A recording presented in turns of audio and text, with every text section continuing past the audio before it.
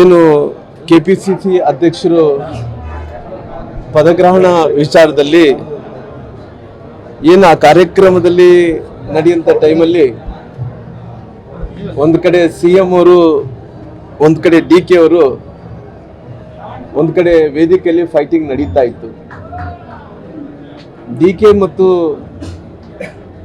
ಏನು BK ಅವರು ಜಗಳ ಆಗುವಂಥ ಟೈಮಲ್ಲಿ ವೇದಿಕೆಯಲ್ಲಿ ಒಂದು ರೀತಿ ಅವರು ಹೇಳಿದಂಥ ಮಾತುಗಳು, ಇವತ್ತು ಪಾರ್ಟಿ ಸಂಘಟನೆ ಮಾಡೋಂಥ ವಿಚಾರ ಬಂದಂಥ ಟೈಮಲ್ಲಿ ಅವರು ಹೇಳಿದಂಥ ಮಾತುಗಳು ಏನಂದ್ರೆಗಿನ ಹಣ ಇದ್ದಂಥವ್ರ ಜೊತೆಲಿ ಅಧಿಕಾರ ಹೋದ್ರೆ ಇನ್ನ ಹಣ ಇದ್ದಂಥವ್ರು ಅಧಿಕಾರವನ್ನು ಪಡ್ಕೊಂಡ್ರೆ ಕಾಂಗ್ರೆಸ್ ಪಕ್ಷದ ನಾಯಕರು ಎಲ್ಲರೂ ಕೂಡ, ಕಾಂಗ್ರೆಸ್ ಪಕ್ಷದ ಕಾರ್ಯಕರ್ತರು ಯಾರು ಸರೆಂಡರ್ ಆಗಬಾರ್ದು ಅನ್ನೋಂಥ ವಿಚಾರವನ್ನು ಕೂಡ ವೇದಿಕೆ ಮೇಲೇನೆ ಇವತ್ತು KPCC ಅಧ್ಯಕ್ಷರು ಪ್ರಸ್ತಾಪನೆ ಮಾಡೋಂಥ ಕೆಲಸ ಮಾಡಿದ್ದಾರೆ.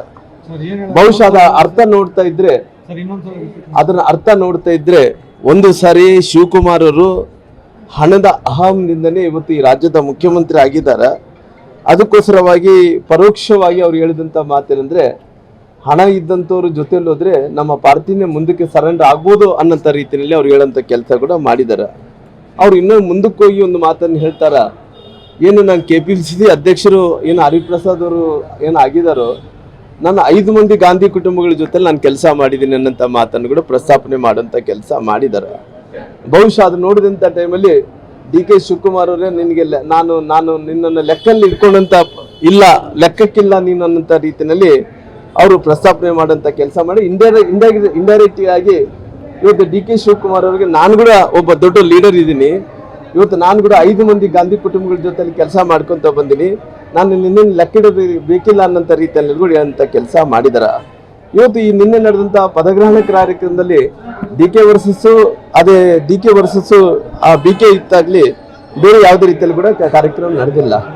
ಒಂದು ರೀತಿ ಅವರು ಮಾತಾಡುವಂಥ ಒಂದು ಧಾಟಿಯಲ್ಲಿ ಅವ್ರು ಹೇಳ್ತಾ ಇದ್ರು, RSS ಅವ್ರಿಗೆ ಧೈರ್ಯ ಇಲ್ಲ ಅನ್ನೋಂಥ ಮಾತನ್ನು ಹರಿಪ್ರಸಾದ್ ಅವರು ಹೇಳ್ತಾ ಇದ್ರು.